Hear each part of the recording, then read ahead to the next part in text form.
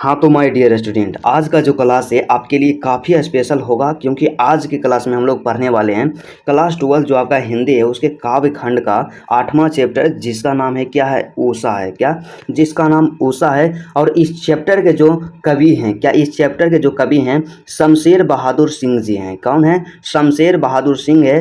तो सबसे पहला आपको यहाँ पे याद रखना है कि उषा शीर्षक कविता किसके द्वारा रचित है। तो यहाँ पे क्या हो जाएगा, शमशेर बहादुर सिंह। क्या शमशेर बहादुर सिंह या शमशेर बहादुर सिंह की कृति कौन है? तो यहाँ पे क्या हो जाएगा, उषा हो जाएगा। तो चलिए इस चैप्टर के हम लोग सबसे पहले देखेंगे ऑब्जेक्टिव प्रश्न और उसके बाद देखेंगे सब्जेक्टिव प्रश्न। और सब्जेक्टिव प्रश्न में क्या है, 3 तरह का प्रश्न हम लोग पढ़ेंगे। पहला क्या पढ़ेंगे, लघुत्तरीय प्रश्न। दूसरा दीर्घोत्तरीय प्रश्न जो कि 5 अंक का होता है। और तीसरा जो पूछा जाता है सबसे मोस्ट इम्पोर्टेंट सप्रसंग व्याख्यात्मक प्रश्न जो कि 4 अंक का होता है। और 2 को व्याख्या करे वाला पूछा जाता है। तो 4 गुना 2 कीजिएगा तो टोटल 8 अंक होता है आपका एग्जाम के दृष्टिकोण से।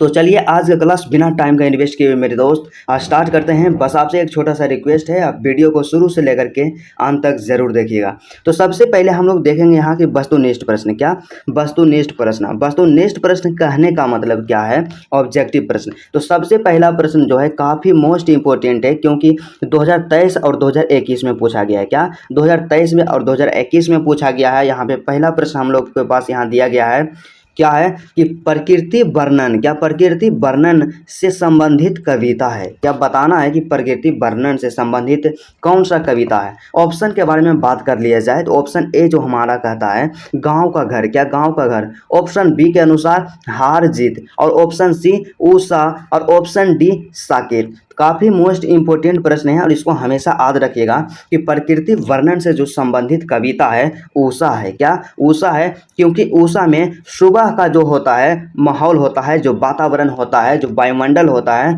उसके बारे में दर्शाया गया है, उसके बारे में वर्णन किया गया है। तो इसका correct answer option number C होगा। उसके बाद अगला जो यहाँ पे दूसरा प्रश्न है काफ़ी मोस्ट इंपॉर्टेंट प्रश्न है। तो दूसरा प्रश्न यहाँ पे क्या है, जो कि दूसरा प्रश्न यहाँ पे है कि कवियों का कवि। क्या है कि कवियों का कवि किस कवि को कहा जाता है। काफ़ी मोस्ट इंपॉर्टेंट प्रश्न है क्योंकि 2023 में पूछा गया था और उसके साथ ही साथ 2021 में भी पूछ लिया गया है कि कवियों का कवि। क्या कवियों का कवि किस कवि को कहा जाता है। या इसी क्वेश्चन के दूसरा मेथड में क्या पूछेगा कि कवियों के कवि किस कवि, मतलब कवियों के कवि से किस कवि को जाना जाता है। तो यहाँ से क्या हो जाएगा, इसका जो करेक्ट आंसर हो जाएगा ऑप्शन नंबर ए हो जाएगा। क्या option number A, Shamsher Bahadur Singh को कवियों का कवि कहा जाता है। क्या कहा जाता है, शमशेर बहादुर सिंह जो हैं उनको कवियों का कवि कहा जाता है। और मोस्ट पॉपुलर प्रश्न है, ऑप्शन नंबर ए इसका सही आंसर होगा। उसके बाद तीसरा जो यहाँ पे क्वेश्चन दिया गया हमारे पास 2020 में पूछा जा चुका है। क्या 2020 में पूछा गया है कि सुकून की तलाश। क्या सुकून की तलाश में किसकी रचना है। यहाँ पे जो सुकून की तलाश जो रचना है वह किसकी रचना है। ऑप्शन ए इकबाल की। ऑप्शन बी शमशेर बहादुर सिंह की। ऑप्शन डी गालिब की। ऑप्शन डी जो कहता है, ऑप्शन सी क्या है, गालिब को। और ऑप्शन डी है ज्ञानेंद्र पति की। तो इसका जो करेक्ट आंसर होगा कि सुकून की तलाश जो है शमशेर बहादुर सिंह की रचना है, इसलिए हमारा जो सही आंसर होगा ऑप्शन नंबर बी होगा। क्या ऑप्शन नंबर बी होगा। उसके बाद अगला जो यहाँ पे प्रश्न दिया गया है, चौथा क्वेश्चन हम लोग के पास है कि उषा शीर्षक कविता के कवि कौन है। 2017 में पूछा गया था कि उषा शीर्षक कविता के कवि कौन है। तो इसका जो करेक्ट आंसर हो जाएगा माय डियर स्टूडेंट, क्या हो जाएगा, शमशेर बहादुर सिंह। क्या शमशेर बहादुर सिंह, ऑप्शन नंबर सी इसका 100% करेक्ट होगा। ठीक है। उसके बाद पांचवा जो प्रश्न दिया गया है 2022 में पूछा गया था, सभी VVI प्रश्न है और 2025 एग्जाम के दृष्टिकोण से। तो सबसे पहले यहाँ पे प्रश्न क्या है कि नील जल में या किसी की गौर झिलमिल देह जैसे हिल रही हो, यह पंक्ति किस शीर्षक कविता से है। क्या यह पंक्ति किस शीर्षक कविता है से। तो यह जो संबंधित है उषा से संबंधित है। क्या उषा से संबंधित है, इसको क्या कर दीजिएगा ऑप्शन नंबर बी। उसके बाद अगला जो प्रश्न है 2022 में ही पूछा गया था। क्या 2022 में ही पूछा गया था कि शमशेर बहादुर सिंह ने सोवियत रूस की यात्रा कब की है। तो शमशेर बहादुर सिंह आपको याद होना चाहिए कि सोवियत रूस की यात्रा जो है 1978 में किए थे। कब किए थे, 1978 ईस्वी में किए थे। इसलिए इसका जो सही आंसर होगा ऑप्शन नंबर बी हो जाएगा। क्या ऑप्शन नंबर बी 1978 ईस्वी। उसके बाद अगला जो सबसे लास्ट प्रश्न यहाँ पे दिया गया है क्या है कि राख से लिपा हुआ चौका यह किस शीर्षक कविता से है। तो 2024 में पूछा गया था कि राख से लिपा हुआ चौका जो है किस शीर्षक कविता से है। तो इसका जो सही आंसर होगा उषा से है। क्या? उषा शीर्षक कविता से। यह क्या है? पंक्ति संबंधित है। क्या कौन चैप्टर से संबंधित है? उषा से संबंधित है। तो चलिए, जितने भी ऑब्जेक्टिव प्रश्न था सभी का हम लोग विस्तार पूर्वक सॉल्यूशन किए हैं। अब इस चैप्टर के हम लोग देखते हैं सब्जेक्टिव प्रश्न, जिसमें कि सबसे पहले यहाँ पे आता है लघु उत्तरीय प्रश्न। तो लघु उत्तरीय प्रश्न कहने का मतलब सीधा सा आप समझिएगा कि 2 अंक वाला प्रश्न। क्या? 2 अंक वाला प्रश्न। और टोटल आपके एग्जाम में 2 अंक वाला 5 क्वेश्चन का आंसर देना रहता है और 2 अंक का होता है। 5 गुना 2 कीजिएगा, टोटल 10 अंक। और यह इसमें क्या है, थोड़ा सा अच्छा बात यह है कि आपको 5 क्वेश्चन का आंसर देना रहेगा, लेकिन आपके पास 10 ऑप्शन रहेगा। क्या? 10 ऑप्शन रहेगा और 10 में से सेलेक्ट करके आपको 5 का ही सिर्फ आंसर देना है। तो बिल्कुल आसान है। तो चलिए, सबसे पहला यहाँ पे लघुत्तरीय प्रश्न जो दिया गया है काफ़ी मोस्ट इंपॉर्टेंट और पॉपुलर प्रश्न है। सबसे पहला क्या है कि प्रातः काल का नभ कैसा है? 2011 में पूछा गया था, 2017 में, और उसके बाद 2020 में पूछा गया था, और 2025 के लिए इसको क्या कर दीजिएगा? इंपॉर्टेंट कर दीजिएगा। राइट। तो क्या है प्रश्न? कहता है कि प्रातः काल का नभ कैसा है। तो इसका जो आंसर देना है, क्या करना? आंसर क्या है कि प्रातः काल का पवित्र, उज्ज्वल और निर्मल था। क्या? प्रातः काल का जो नभ था, या प्रातः काल का जो नभ था उज्ज्वल, पवित्र और निर्मल था। वह शंख जैसा प्रतीत हो रहा था। उस समय नभ देखने में लिपा हुआ चौका की तरह लग रहा था। पूरब में बिखरी सूर्योदय के पहले की लालिमा के कारण नभ लालिमा के कारण नभ देखने में बहुत ही सुंदर लग रहा था। बस इसमें क्या करना है, इतना लिख देना है। आपको 2 में से 2 अंक ज़रूर दिया जाएगा। उसके बाद अगला जो यहाँ पे प्रश्न दिया गया है, दूसरा प्रश्न है, 2017 में पूछा जा चुका है कि उषा का जादू कैसा है। क्या? उषा का जो जादू है कैसा है। तो सबसे पहले यहाँ पे क्या करेंगे, हम लोग ब्लैक पेन से उत्तर लिखेंगे। उसके बाद इस लाइन को छोड़ के आंसर लिखना प्रारंभ करेंगे कि उषा का जादू जो है कैसा है। तो सूर्योदय से पूर्व की लालिमा और आकाश के नीलिमा दोनों एक साथ मिल गए हैं। क्या? सूर्योदय से पूर्व की लालिमा और आकाश के नीलिमा दोनों एक साथ मिल गए हैं। तो उषा का सौंदर्य जो है इतना बढ़ गया है कि उसे देखने वाले देखते ही रह जाते हैं। क्या है कि उसके देखने वाले जो हैं देखते ही रह जाते हैं। उसके बाद इसमें क्या लिखना है कि यह उषा की जादू ही तो है, क्योंकि जो उसे देखा है मोहित हो जाता है। क्या? क्योंकि जो उसे देखता है मोहित हो जाता है। बस आप लोग क्या कीजिएगा, यदि वीडियो आपको अच्छा लगता है तो वीडियो को आप लोग क्या कर दीजिएगा, लाइक कर दीजिएगा। और मेरे चैनल पे यदि आप नए हैं मेरे दोस्त, तो चैनल को सब्सक्राइब जरूर कर लीजिएगा। उसके बाद हम लोग देखते हैं यहाँ पे दीर्घ उत्तरीय प्रश्न, क्योंकि जितना भी लघु उत्तरीय प्रश्न था सभी का हम लोग डिटेल्स में अध्ययन कर लिए हैं। और यहाँ पे दीर्घ उत्तरीय प्रश्न जो है, जो कि 2011 से लेकर के 2024 तक पूछा गया है। और आपको पता होना चाहिए कि यदि आप 2011 से लेकर के 2024 तक जितने भी PYQ क्वेश्चन पूछे गए हैं उसको आप प्लस में क्या कीजिएगा, मॉडल पेपर, क्या मॉडल पेपर का सॉल्यूशन कर लेते हैं, तो आपको क्या है कि एग्ज़ाम में 95% या 90% लाने से कोई नहीं रोक सकता है।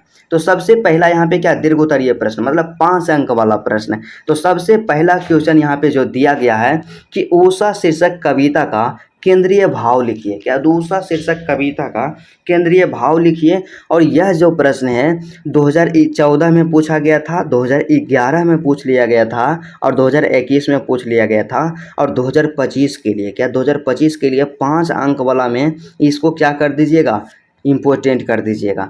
तो सबसे पहले इसमें क्या लिखना, आंसर हमें लिखना है कि मतलब उषा जो कविता है उसका केंद्रीय भाव लिखना है कि उसका क्या अर्थ है।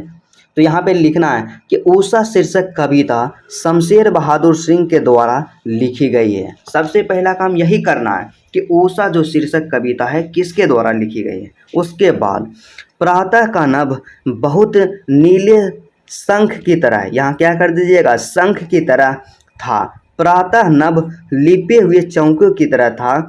ऐसा लगता था कि काली सिर पर, क्या काली सिल पर किसी ने लाल केसर रगड़ दिया और वह धुल गई हो। क्या? वह धुल गई हो। उसके बाद इसी में थोड़ा सा लिखना है कि ऐसा लगता था स्लेट पर लाल खड़ियाँ दिया हो, क्या स्लेट पर लाल खरिया मल दिया हो या रगड़ दिया हो, ऐसा भी प्रतीत होता था जैसे किसी की देह नीले जल में हिल डुल रही है। उसके बाद फिर क्या करना है, थोड़ा सा पैराग्राफ को चेंज करना है ताकि आपका जो आंसर है एट्रैक्टिव लगे।